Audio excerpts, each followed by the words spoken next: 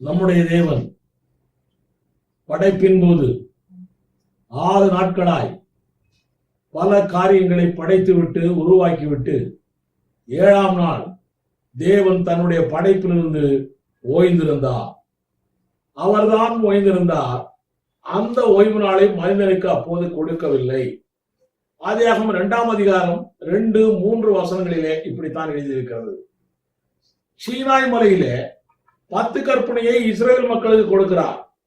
அப்படி சீனாய் மலையிலே 10 கற்பனையை இஸ்ரேல் மக்களுக்கு கொடுக்கும் பொழுது பழைய உடன்படிக்கையை அவர் நிறைவேற்றும் பொழுது அந்த 10 கற்பனையிலே 4வது கற்பனையை தான் அவர் மனிதனுக்கென்றே சொல்லி ஓய்வு நாள் மனிதனுக்காக கொடுக்கப்படுகிறது என்று சொல்லி கொடுக்கிறார். யாத்திராகமம் 20ஆம் அதிகாரம் 8 முதல் 11 வசனங்கள். அதுவரை ஏதேனிலிருந்து சீனாய் மலை வரைக்கும் ஓய்வு நாள் ஆசரிப்பு யாருக்கும் கொடுக்கப்படவே இல்லை, கொடுக்கப்பட்டதாகவும் இல்லை. நம்முடைய ஆண்டவராய் இயேசு கிறிஸ்து மனிதனாய் வந்து அவர் மரித்தார். அவர் மரிக்கும் பொழுது மதியம் 3 மணி. அவருடைய உடல் கீழே இறக்கப்பட்டது சிலுவையிலிருந்து. அதற்கு பிறகு ஓய்வு நாள் ஆரம்பமாயிற்று என்று லூக்கா 23ஆம் அதிகாரம் 54ஆம் வசனம் சொல்லுகிறது. வாரத்தின் 1ஆம் நாளிலே இயேசு கிறிஸ்து உயிர்த்தெழுந்தார் என்று மார்க்கு 16ஆம் அதிகாரம் 9ஆம் வசனம் சொல்லுகிறது. ஆக 1ஆம் நாள் ஞாயிற்றுக்கிழமையாயிருக்கிறது, 7ஆம் நாள் சனிக்கிழமையாயிருக்கிறது. ஆக வெள்ளிக்கிழமை நம்முடைய ஆண்டவராய் இயேசு கிறிஸ்து மரித்திருக்கிறார். சனிக்கிழமை ஓய்வு நாள், ஞாயிற்றுக்கிழமை உயிர்த்தெழுந்தார். இயேசுவோடு கூட நியாயப்பிரமாணம் முடிவடைந்து விட்டது. மத்தேயு 5ஆம் அதிகாரம் 17, 18, ரோமர் 10:4, எபேசியர் 2:15, ரோமர் 7:4, கலாத்தியர் 4:21, எபிரேயர் 8ஆம் அதிகாரம் 7 to 9 வசனங்கள். ஆக இயேசு கிறிஸ்துவோடு நியாயப்பிரமாணம் முடிவடைந்தது. அத்தோடு கூட 10 கற்பனையும் முடிவடைந்தது. 4ஆம் கற்பனையும் முடிந்து போயிற்று. ஓய்வு நாள் ஆசரிப்பும் கிடையாது. புதிய உடன்படிக்கை ஊழியக்காரர்களாகிய நாம், புதிய உடன்படிக்கை விசுவாசிகளாகிய நாம் பழைய உடன்படிக்கை ஊழியக்காரர்களை விட மகிமை உள்ளவர்கள் என்று வேதம் சொல்லுகிறது. பழைய ஏற்பாடு வாசிக்கும் பொழுது முக்காடு போட்டுக் கொள்வார்களா? ஆனால் இயேசுவால் அந்த முக்காடு நீக்கப்பட்டு இப்போது முக்காடு போடுவதில்லை. இப்படி 2 கொரிந்தியர் 3ஆம் அதிகாரத்திலே பவுல் அப்போஸ்தலன் எழுதுகிறார். ஆக புது உடன்படிக்கை ஊழியம் பழைய உடன்படிக்கை ஊழியத்தை விட மகிமை உள்ளது என்று எழுதப்பட்டிருக்கிறது. புதிய ஏற்பாட்டிலே ஆதி அப்போஸ்தலர்கள் சனிக்கிழமையாகிய நியாயப்பிரமாணத்தில் சொல்லப்பட்ட 10 கற்பனையில் சொல்லப்பட்ட ஓய்வு நாளை அவர்கள் ஆசரிக்கவே இல்லை. அவர்கள் ஆசரித்ததாக ஒரு வசனம் கூட இல்லை. யூதர்களுடைய ஜெபாலயத்தில சனிக்கிழமை தோறும் அவர்கள் போய் அங்கே பிரசங்கிப்பார்கள். ஏனென்றால் யூதர்கள் ஓய்வு நாளை ஆசரிக்கிற யூதர்கள், இயேசுவை ஏற்றுக்கொள்ளாத யூதர்கள், அவர்கள் சனிக்கிழமை தோறும் தங்களுடைய ஜெபாலயத்தில் ஜெபிப்பார்கள். அப்பொழுது ஆதி அப்போஸ்தலர்கள் ஓய்வு நாள் என்பதை பற்றியே ஒரு பொருட்டாக இல்லாமல் இயேசு கிறிஸ்துவோடு கூட நியாயப்பிரமாணமே முடிந்து விட்டது என்ற உணர்வோடு இருக்கக்கூடிய ஆதி அப்போஸ்தலர்கள் அங்கே போய் சனிக்கிழமை அன்றைக்கு அவருடைய தேவாலயத்திலே பிரசங்கிப்பார்கள். அது மட்டுமல்ல, இந்த காலத்துல நிறைய நாடுகளிலே ஞாயிற்றுக்கிழமை லீவு நாளா இருக்கிறது போல அந்த காலத்துல சனிக்கிழமை லீவு நாட்களாய், ஓய்வு நாட்களாய் பல இடங்களிலே இருந்தது. அப்படிப்பட்ட ஊர்களில் எல்லாம் அந்த லீவு நாட்களிலே போய் இவர்கள் அங்கே ஒரு கூட்டம் போட்டு கூட்டம் கூடி ஜெபிப்பார்கள், பிரசங்கிப்பார்கள். ஆக ஓய்வு நாளை, நியாயப்பிரமாணம் சொல்லுகிற ஓய்வு நாளை நம்முடைய ஆதி அப்போஸ்தலர்கள் ஆசரித்தார்கள் என்பதற்கு ஒரு ஆதாரமும் வேதத்திலே இல்லை. ஓய்வு நாளை ஆசரிப்போருக்கு யாக்கோபின் ஆசீர்வாதம் உண்டு என்று வேதம் சொல்லுகிறது.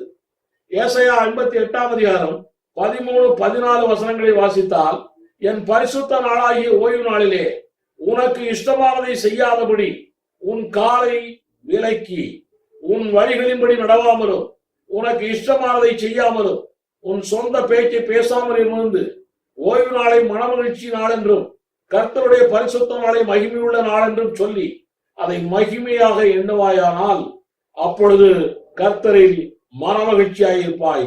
பூமியின் உயர்ந்த இடங்களில் உன்னை ஏறி இருக்கும்படி பண்ணி உன் தகப்பனாகிய யாக்கோபுடைய சுதந்திரத்தால் உன்னை போஷிப்பேன். கர்த்தருடைய வாய் இதை சொல்லிற்று. ஆக யாக்கோபுடைய சுதந்திரம், யாக்கோபுடைய ஆசீர்வாதம் சனிக்கிழமையாகிய ஓய்வு நாளை ஆசரிப்போருக்கு இருக்கிறது என்று வேதம் சொல்லுகிறது. ஆனால் நாம் எல்லாரும் விசுவாச மார்க்கத்தார் எல்லாரும் ஆபிரகாமுடைய சந்ததிகள்.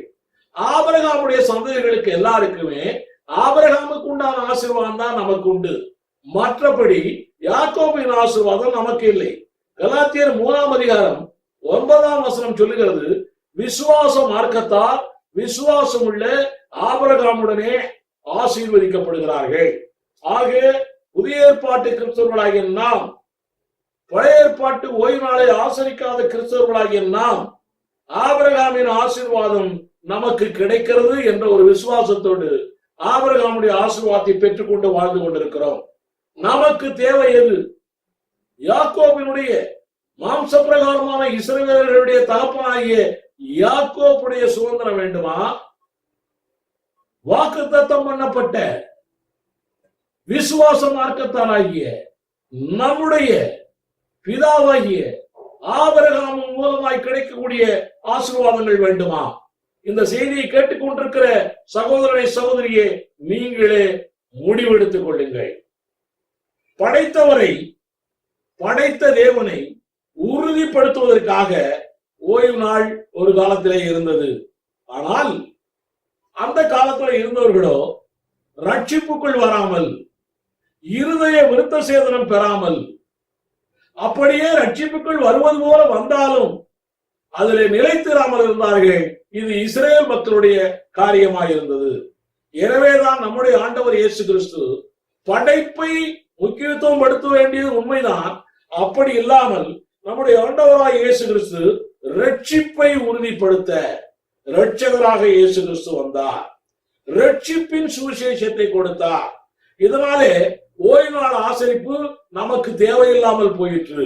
நம்முடைய ஆண்டவராக இயேசு கிறிஸ்து உலகமெங்கும் போய் நம்மை பிரசங்கிக்க சொல்லி இருக்கிறார். இஸ்ரவேல் தேசத்தில் மாத்திரம்தான் சனிக்கிழமை ஓய்வு நாள், விடுமுறை நாள். அது இஸ்ரவேல் தேச ராஜா கொடுக்கப்பட்ட சட்டம், அவர் கொடுக்கிற சட்டம். உலகமெங்கும் போய் நாம் பிரசங்கிக்கும் பொழுது எல்லா இடங்களிலுமே சனிக்கிழமை ஓய்வு நாளாய், லீவு நாளாய் கிடைக்காது. அதனாலதான் நம்முடைய ஆண்டவர் சொல்லுகிறார், படைத்தவராகிய நான் இரட்சகராய் உங்கள் மத்தியிலே வந்திருக்கிறேன். இன்றைக்கு நான் ரட்சிப்பின் சுவிசேஷத்தை உங்களுக்கு சொல்லுகிறேன். அதனாலே ரட்சிப்பை உறுதிப்படுத்துங்கள். பழைய ஏற்பாட்டு மக்களை போல ஓய்வு நாளை ஆசரித்துக் கொண்டு இருதய விருத்த சேதனம் இல்லாமல் ரட்சிப்பை உறுதிப்படுத்தாமல் இருந்தார்களே, அந்த நிலை வேண்டாம் என்று நம்முடைய ஆண்டவர் இயேசு கிறிஸ்து போதித்தார். ஞாயிற்றுக்கிழமை ஓய்வு நாள் அல்ல, அது கவர்மெண்ட் கொடுத்திருக்கிற லீவு நாள். அது கவர்மெண்ட் அன்றைக்கு லீவு கொடுத்ததுனாலே சபையாராகிய நம்ம எல்லாரும் ஒன்றாய் சேரக்கூடிய தருணம் கிடைக்கிறதுனாலே அந்த நாளிலே நம்ம எல்லாரும் ஒன்றாய் சேர்ந்து ஆராதிக்கிறோம். அவ்வளவுதான். ஆதாம் முதற்கொண்டு மோசே வரைக்கும் இருந்தவர்களுக்கு ஓய்வு நாளே இல்லை, ஓய்வு நாள் ஆசரிப்பும் இல்லை. ஆனால் பலி செலுத்துதல் இருந்தது, ஆராதனை இருந்தது, எல்லா காரியங்களும் இருந்தன. இயேசுவுக்கு பின்னாலே நாமும் அப்படித்தான். ஆராதனை இருக்கிறது, ஸ்தோத்திர பலி இருக்கிறது, துதி பலி இருக்கிறது, எல்லாம் இருக்கிறது. ஆனால் ஓய்வு நாள் ஆசரிப்பு இல்லை நமக்கு. வருகை சீக்கிரமாய் இருக்கிறது. வருகைக்காக காத்திருப்போம், ரட்சிப்பிலே உறுதியாயிருப்போம். இருதய விருத்த சேதனத்தை அதிகமாய் நாம் நெறிப்படுத்துவோம். இயேசு சீக்கிரம் வருகிறார். ஆமென்.